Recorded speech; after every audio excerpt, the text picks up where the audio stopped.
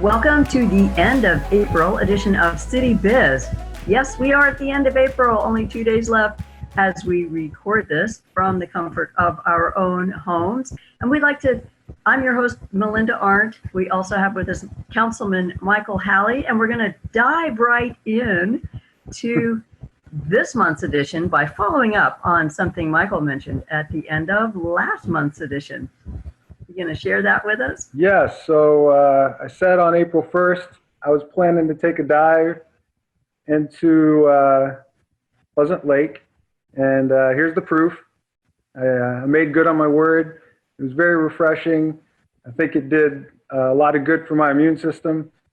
So I don't think the lake is officially open, so that was a little premature for me to be jumping in there.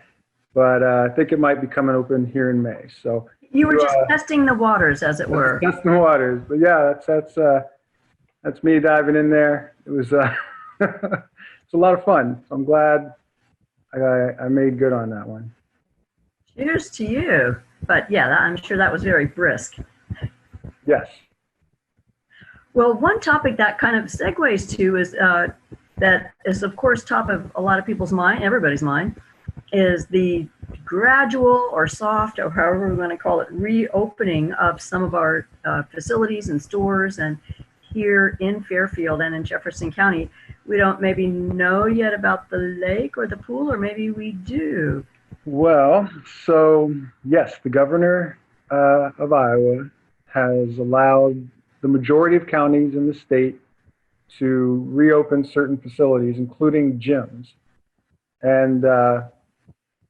and even restaurants and such, with some rules in place where they're only supposed to go to 50% of normal capacity and have encouraged social distancing.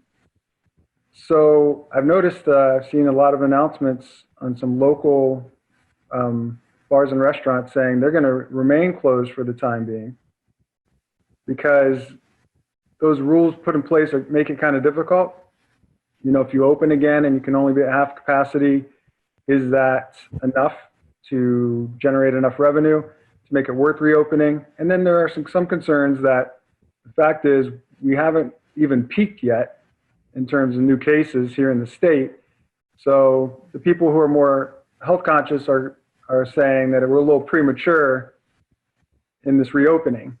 Now we've seen this on the state level, we've seen this on the national level, that push-pull between the health experts and the business community. And you know, it's not surprising that we saw some pushback in terms of things remaining closed. So the City Rec Center is waiting, they're developing a plan, so they will not reopen right away in May. Their board of directors will meet on Monday, May 4th, and they need to discuss how they're going to follow those guidelines of opening but maintaining 50% capacity, and also how they'll protect their employees, because just like people at grocery stores and that see maybe hundreds of people a day, and it's a lot of exposure they're getting.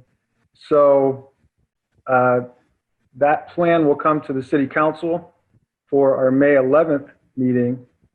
And if we feel that it's a good plan and it's in place, then we will approve it, and then they can reopen, I guess partially reopen on Tuesday, May 12th. Now the pool, the hot tub, and the sauna will remain closed, but the main gym area could open. Probably the Roosevelt Center, which is the old school, would remain closed as well, because I don't think they can meet the social distancing guidelines in there. But the main gymnasium, track, and such could reopen as soon as May 12th. But I have no idea how they're going to know that they're at 50% capacity. If they reach a certain number, do they stop people from coming in? So we'll see how that plan unfolds. Well, I was thinking that any facility like that, you'd have now at the rec center, they do keep you check in and you don't necessarily check out, but the staff there would have to be keeping a clicker count and monitoring the area and making sure that machines couldn't be, people have to be spaced apart, and it's feasible, and I'm sure they'll come up with a way. I did talk to somebody on campus, Tom Brooks actually, who said he thinks that the MIU Rec Center will probably wait a few weeks. They don't have a plan yet to monitor that sort of thing. Yeah. But yeah, any building that's going to be able to be at 50%, you just have to monitor how many are in there at any given time. I mean, stores, we've all seen in the stores, excuse me for getting on a little bit of a soapbox, but I implore everyone to please wear a mask when you go into a store. That is the recommendation, and it's, no, a lot of people aren't doing it, and maybe it feels silly or just feels weird, but it's for everybody's benefit. And there's that. It's for public spaces, and I don't know how that will be with the gym, but please carry on, Michael. Let us know some more things that might be opening back up. Yeah, and at this point, the library is going to continue what they've been doing, which is some curbside service. So call or email or get on the computer and request materials and then drive up and they'll bring it out to you. So that's, again, we talked about that last time, and it's really great the library has gone what I would call above and beyond to maintain offering the services even though people can't come inside the facility. City Hall will remain closed for now to the public, and yeah, we'll just see how this unfolds. But I agree that the masks aren't so much for our own protection as keeping our droplets away from other people. And you can be contagious and not know it. And so, yes, to me, it's a courtesy, especially like we talked about, to the people who are working day in and day out and encountering hundreds of people to sell food or something like that that's an essential service. It's a courtesy to them to just put that mask on when you go inside. So they're easy to find now. A lot of people in town are making them. So wear a mask. Just err on the side of caution. Well, that's it. That's it. Err on the side of caution. I think they've come out saying like 25%, I don't know, some fairly large number of people never have any symptoms. And you could be carrying it. You don't know if the last time you went to the grocery store, someone who'd been up to Iowa City and back because they took someone to the doctor but hadn't self-quarantined. You just don't know if you could have been exposed and you might be carrying it. It's like we Iowans would give the shirt off our back to our neighbor. You know, that's just how we are. So I think it's an extension of that kind of considerateness and caring that we have for each other. It kind of surprises me that, more people aren't wearing masks. But so that's my little grandstand. Thank you for underscoring that. And I guess the same applies to our parks and trails. We're so lucky here in Iowa. We are not 28,000 people per square mile like New York City. We have a lot of space and we can get out and enjoy it as long as we respect those distancing guidelines, eh? Yeah, I've been riding the trails, my girlfriend, and a lot of people are out, but it's easy to pass them within 6 feet or give them that 6 foot space. But, the wind's blowing and the sun's shining, so the virus doesn't stand a chance as much in that kind of environment. But you can ride almost the entire trail. We talked about the section that's closed right now is Neff Wetlands. And then when that reopens, the crew will move towards Highway 1 and get into the Fry property, kind of the area that kind of goes back and forth across the little stream there. We'll get into there. And so there'll be sections of the trail that you can't get on, but for the most part, it's open. And it's really wonderful when we have these warm days to see so many people out and about staying healthy. I understand, just segue that, or side note, that Stephen Pedrick and the Trails Council are trying to divide some alternative to the annual scavenger hunt they've been having to still, so people can still get out but not be too close. Yep. So do you want to talk about the mixed use zone the city council is considering? Yeah. Okay. So this came to the committee I chair, the Economic Development Committee, and many other cities have done this when instead of zoning a certain area for a specific use, such as all properties in this zone are residential or business or light manufacturing, other cities have designated certain areas mixed use where all of those things are allowed on each property in that zone. Now, you would want to be a little careful. You do have to make some additional guidelines in terms of permitted uses, where in a manufacturing district, maybe certain chemicals or something that might, create a smell you wouldn't want next to a residential area. So in a mixed-use zone, what's allowed in terms of manufacturing may be more limited than in a strictly manufactured zone. But by allowing that flexibility, it accomplishes a few things.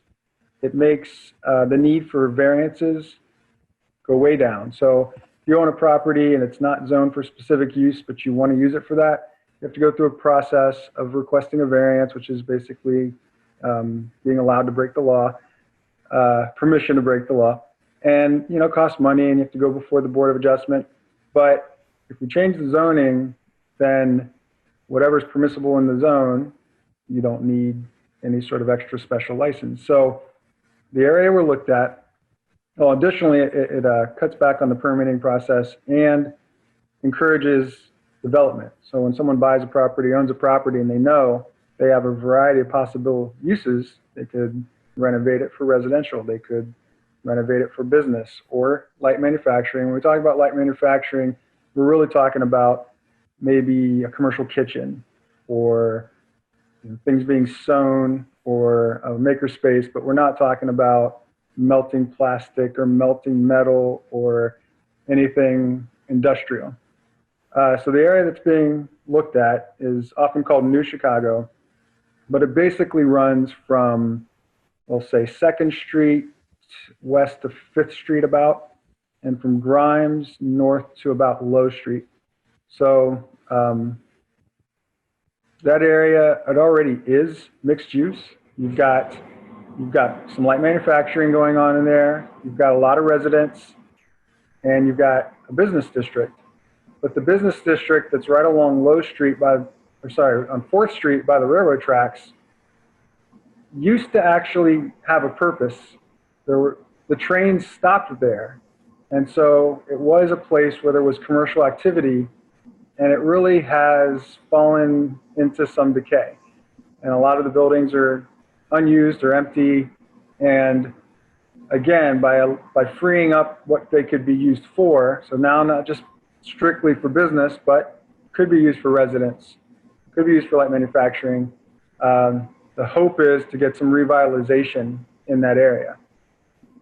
The former St. Mary's Church is a really good example. You've got residential going on. You've got a commercial kitchen, I believe, in one of the buildings, and 2 new triplexes were just built and are now being occupied right along Grimes Street. And they're just on the other side of this area that's only designated for business. So again, we believe that this will make more sense and actually bring the city code in line with reality, which is always a good thing. We had a zoning expert come and talk to the council a year or 2 ago. And one of the things he told us was, if you're getting a lot of variance requests in a certain area, it's a sign that the zoning or the code in that area doesn't match with what people are using it for. And so this will be the city's first mixed-use zone. The council approved it to go to Planning and Zoning. So Planning and Zoning Commission is a group of citizen volunteers who meet, and they'll make a recommendation then for the council.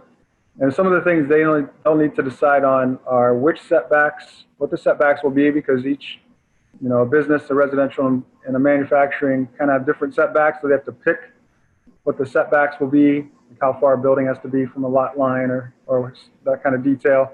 And then, like we talked about, permittable uses. What type of manufacturing would be allowed? And again, because it's mixed use, that's going to be more limited. So we'll see how that goes, but expect that to come back to council. I think the Planning and Zoning is meeting again in early June.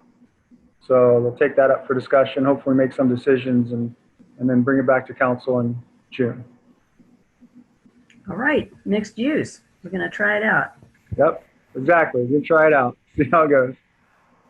As a city. Well, some other, I don't know if this is really segues at all, but I know there have been a nice garden and some sort of orchard trees. I think some of those were left in near those new triplexes that you mentioned. Yep. So segueing onto trees is what I'm thinking of, Oh, yeah. especially fruit trees, nut trees, and newly planted trees. Yeah. So we just celebrated the 50th annual Earth Day. So Yay. not that the Earth hasn't been celebrated before that, but you know, the actual event of Earth Day. And on that day, there were two events. And one was a mulching and cleanup at the community orchard. The community orchard was planted 8 years ago, Earth Day. So Earth Day 2012, and it was over 100 fruit and nut trees planted along the trail near Chautauqua Park. By over 200 volunteers. I remember it Yeah, well. it was amazing. It was actually the biggest single volunteer event in one day, and as much as anyone else can remember ever, in Fairfield. You had Boy Scouts and Girl Scouts, you had people coming in groups from certain businesses in town. I planted a few trees and they told me to stop because they needed to leave some for everyone else. It was a fun day. Yeah. So the new sewer line will run through the west part of that. So as part of that project of upgrading the sewer, the city authorized the contractor to have 19 trees moved rather than cut down. So moved out of the way of the sewer line. Well, there were a number of trees that have perished since 8 years ago, so there were spots for those trees to go. So I'd say now we have a little smaller area for the orchard, but it's got a lot of nice fruit trees and nut trees that are doing well. And anybody going by when they're ripe can take a few. The only request is not to take too many, you know, leave some for everyone else. But it's just a wonderful community amenity, and Jason Strong was there and Werner Elker were there filming, and that was a fun day. And then there was another event around noon. The Sierra Club, the local Sierra Club, had donated a tree to be planted symbolically, and the location was the lawn area along Burlington Avenue by the City Rec Center. And we planted a hop hornbeam, which is a native tree, doesn't get real big, kind of medium-sized tree. And they invited Mayor Boyer and myself to come and help. The Sierra Club is organizing, and there's not a lot of details yet, but they want to organize fall tree planting.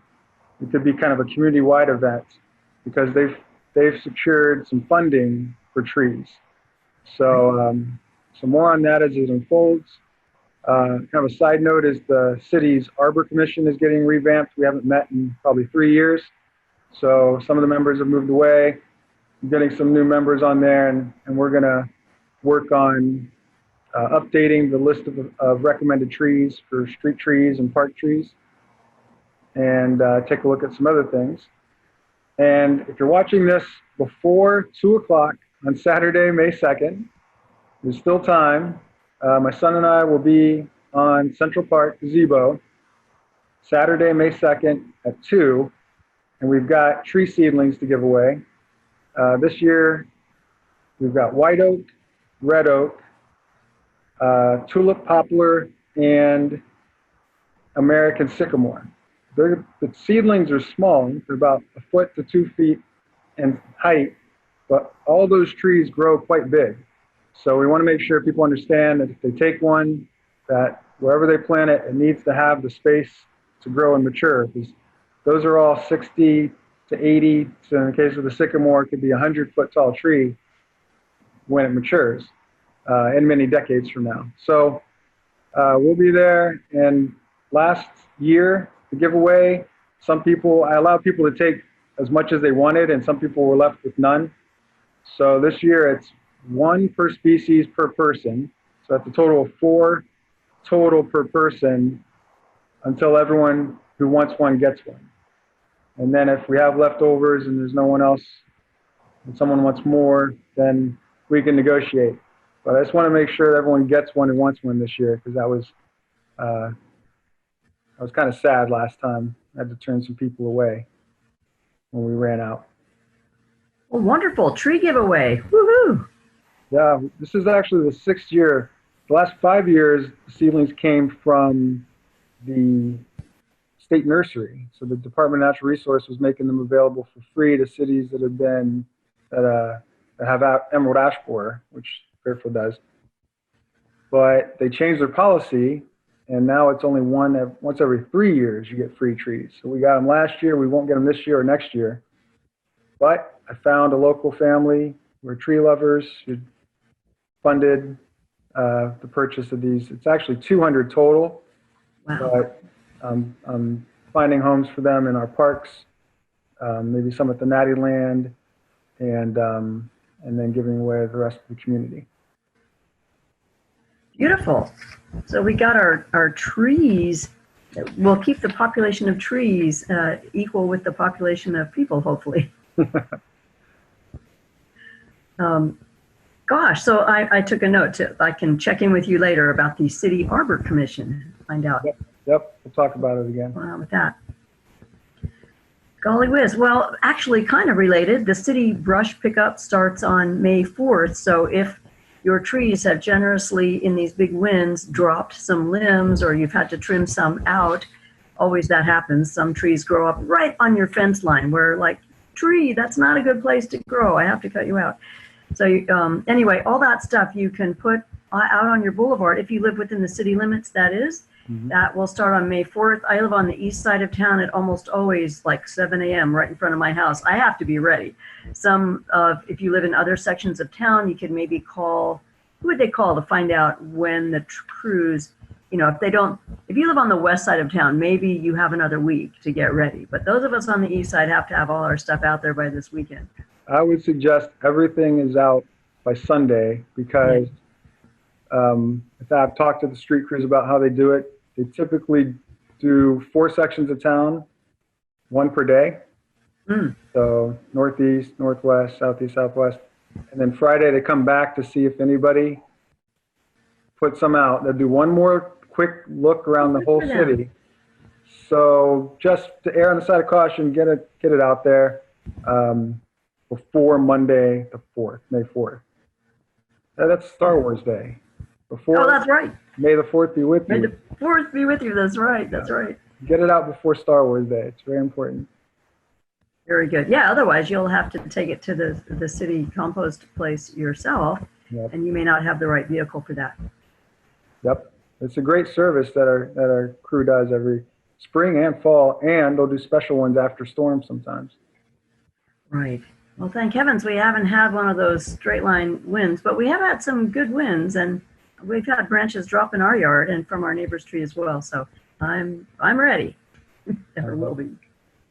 Well, we will wait maybe till next month to hear any further hints dropped about the August event that you had mentioned a while back that's planned, Michael, an outdoor either trail or running or bike event, because we can hope, can't we? We can hope that we're going to have be healthy enough and be smart enough about it that more activities can ramp back up.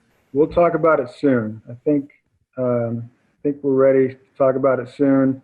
It's scheduled for Saturday, August 8th, and we'll talk. I'm just going to wait one more time till we get into the details to make sure everything's set. But yeah, bike event on our trails. It should be a lot of fun. Family friendly. Everyone's welcome. Ride the trail. Have a little fun. Hopefully good weather. So more to come on that one.